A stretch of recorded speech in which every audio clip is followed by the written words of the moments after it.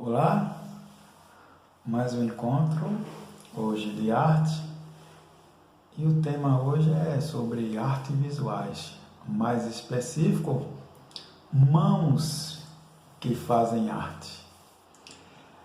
Em diferentes lugares do Brasil, as manifestações artísticas tradicionais envolvem o fazer artesanal, em que a produção das obras está ligada aos materiais presentes e disponíveis na natureza de cada região. E é comum que técnicas, temas e modos de fazer arte se tornem coletivos, realizados por várias pessoas, ensinando de geração a geração para que permaneça aquela tradição e cultura. Essas imagens são obras de dois artistas pernambucanos, o Zé Caboclo e Manuel Edócios Rodrigues, e foram feitas de barro. Modelar o barro é uma das mais antigas atividades humanas realizadas pelas maiores partes das culturas do mundo. A arte tem dado ao barro as mais diversas formas da imaginação humana e artística de diferentes origens e com interesses diversos. Usam essas matérias-primas em seus trabalhos até hoje. No Brasil, é uma técnica tradicional em várias regiões. É comum que os artistas representem temas da cultura de seus locais de origem, como situações do cotidiano, tipos humanos e suas atividades, festas e celebrações. Nas obras de Zé Caboclo e Manuel Edócio, que vocês viram anteriormente, estão presentes duas festas tradicionais brasileiras. O Bumba Meu Boi é uma manifestação que acontece no Brasil inteiro, ganhando nomes e características que varia de lugar para lugar. Bumba Meu Boi no Maranhão, Boi Bumbá em Ipatinense, no Amazonas, Boi de Mamão em Santa Catarina e vários outros nomes.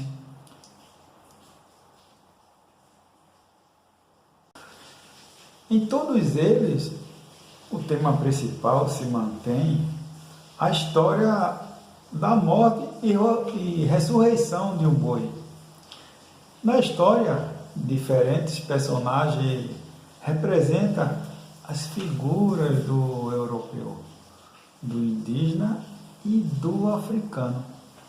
O boi é uma constituição sobre uma armação e dentro dela fica a pessoa que dança e encena como se fosse um boi. O maracatu é típico de Pernambuco, com origem em cerimônias da época em que os africanos foram trazidos ao Brasil e escravizados, e recriam a coroação dos reis e rainhas africanos, os reis do Congo, que também ocorre nas congadas.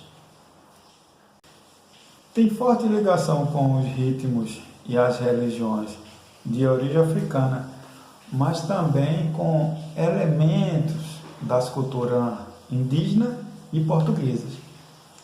A diferença na música e no papel dos personagens entre o maracatu nação, realizado na região da capital Recife, e o maracatu rural, realizado no interior, principalmente na região da cidade de Nazaré da Mata.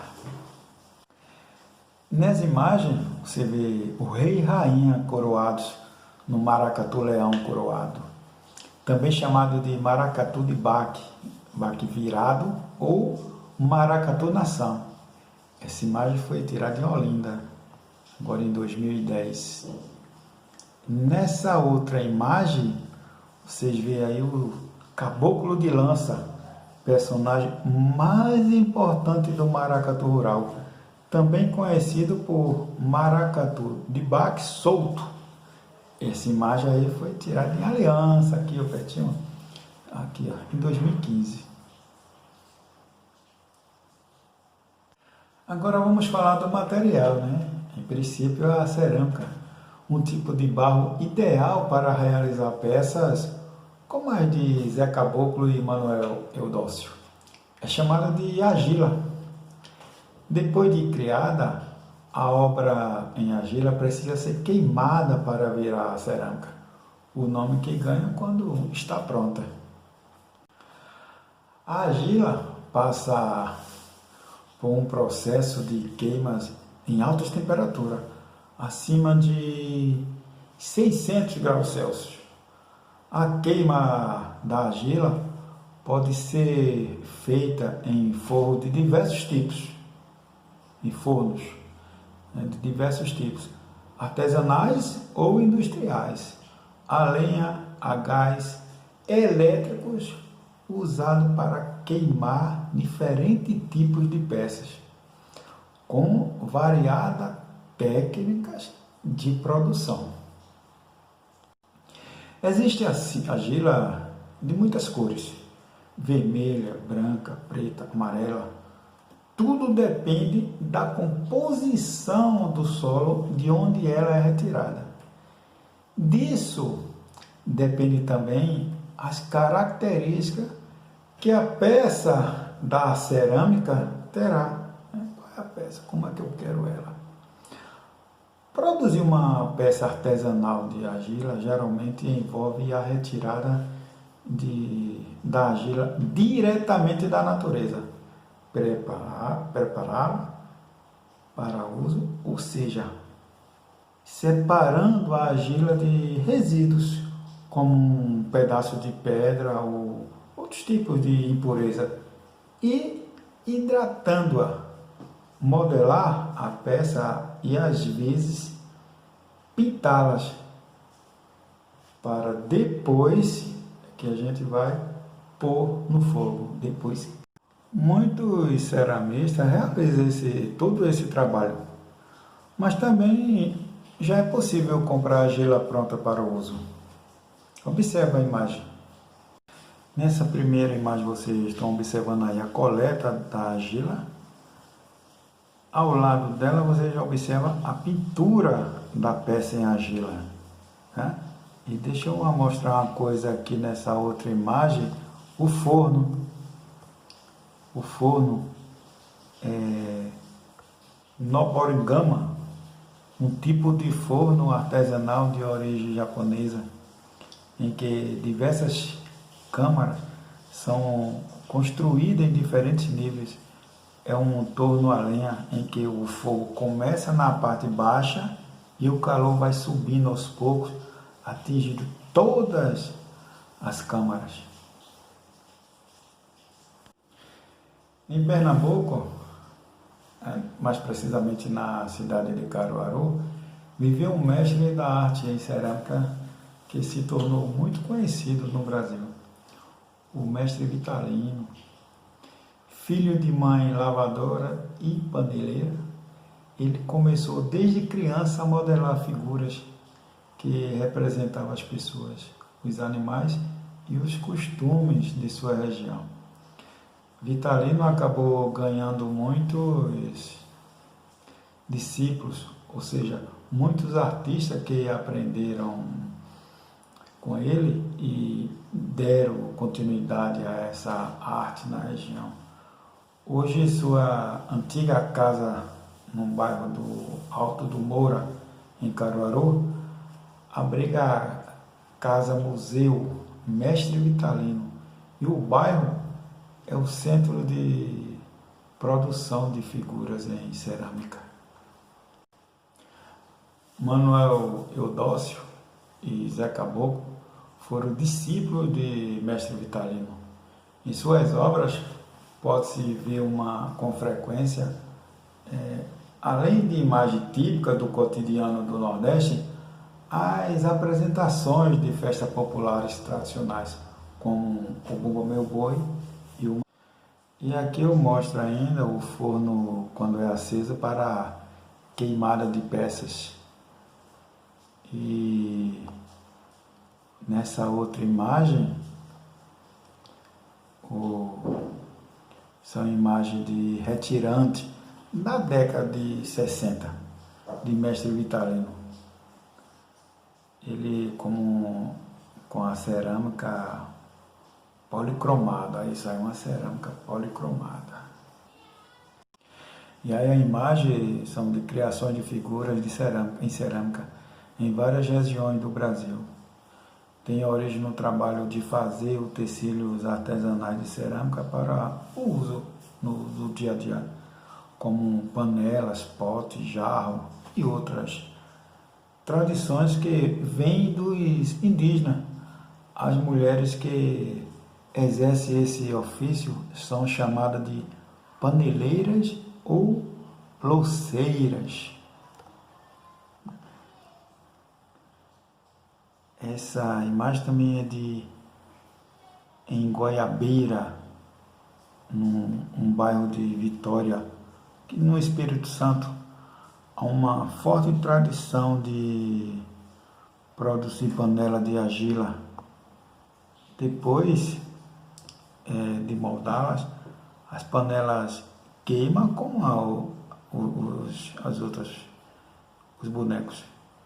Queimam a argila em fogo aberto.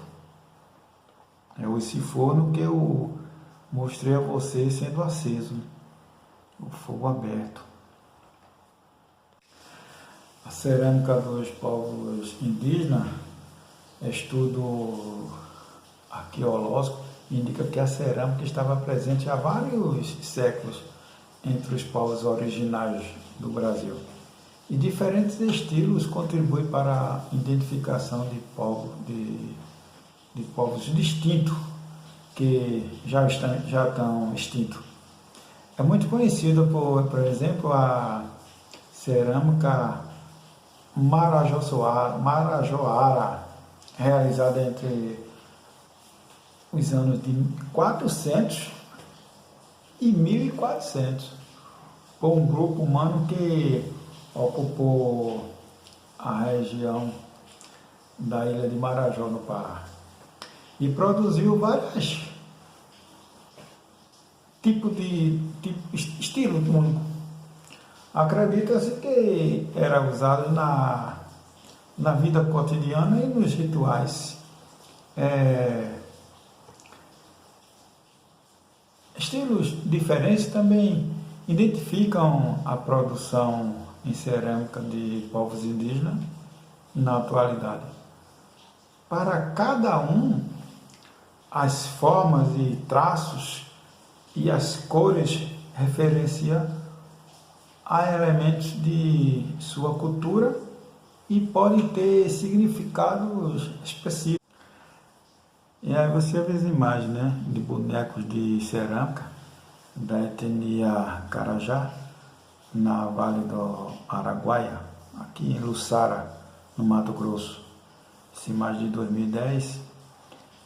E a cerâmica indígena, artesanato feito pela tribo Candieus, aqui Porto Mutinho, em Mato Grosso do Sul. A imagem de 2012. Bom, e por hoje a gente dá uma pausa. História linda, maravilhosa, né? Uma história recente ainda aqui no nosso Brasil e em nossa região. Então vamos, no próximo encontro a gente traz mais coisas curiosas e bem elegantes, ok? Tchau, até a próxima.